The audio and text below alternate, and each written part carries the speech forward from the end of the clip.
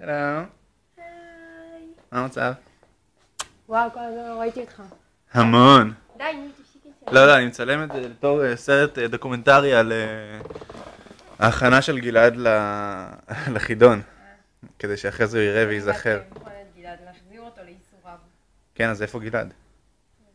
ברח. ברח? כן. מה זה פה? זה הסדנת סושי. די, נו. באמת? די, אבל לא תצלם כבר. אבל איפה גלעד?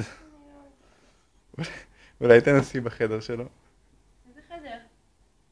נו, מה, מסתתר פה? לא, הוא הלך לישון. נו, באמת? צוחק עליי. נשבע לך. איפה? פה? כן. גלעד, בוא לפה. נו, לכי תדפקי לו בדלת.